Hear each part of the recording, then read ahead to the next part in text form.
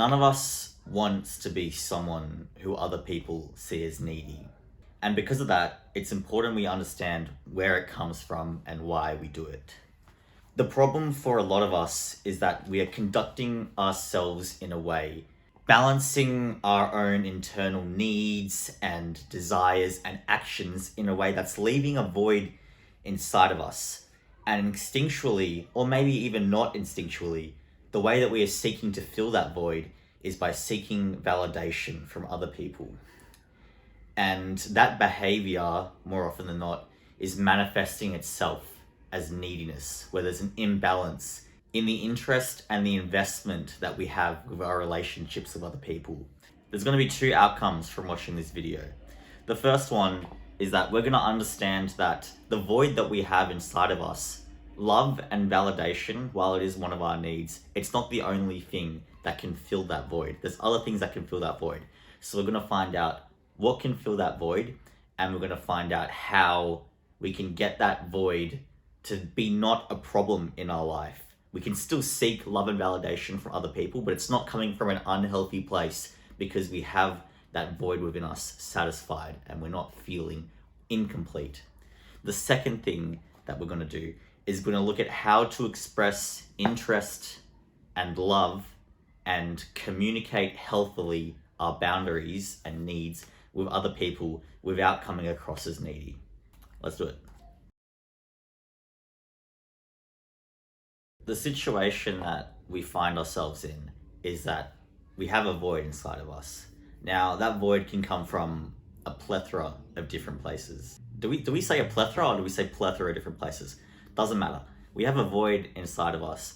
Maybe it's come from our childhood, how our parents have raised us. Maybe, like, for example, my mum was quite critical and she had a situation where she was giving me conditional love based off her metrics of what it was to be a successful person and what she thought I should be. And if I didn't live up to what she thought I should be, then she would, as bad as it sounds, kind of look down on me in a sense, and she would not give me the love that I otherwise would have gotten if I did meet her standards, her standard criteria of what she thought it was good to be in a good person. But whether it was childhood, or maybe it's a partner, you've had an abusive or maybe an unhealthy relationship with a partner in a way that's leaving a void inside of us. Then what happens when we have this void? We might seek a number of different ways to fill it. Sometimes it can be binge eating for people. Sometimes it can be compulsive, addictive behaviors. Whatever your compulsive, addictive behavior is, vaping, stimulating yourself with Instagram or TikTok reels. What characterizes a situation where we might call ourselves or someone else needy is that we have a level of interest and a level of investment that we're putting into our relationship with someone else, and they are not reciprocating that. And what would usually happen in a healthy relationship is that when someone else starts to withdraw their interest and their investment, it would make sense for you to withdraw your interest and your investment.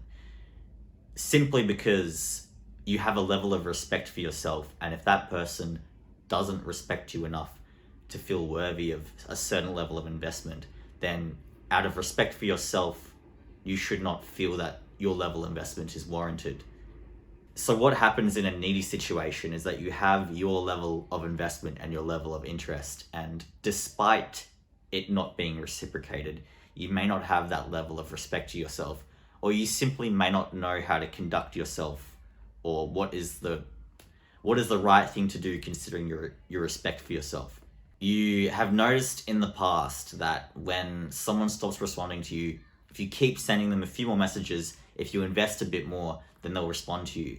That's because on the other person's side, they might like to have someone around who they're not very interested in, who's much more interested in them. So they have an imbalance, and maybe they have a low self-esteem.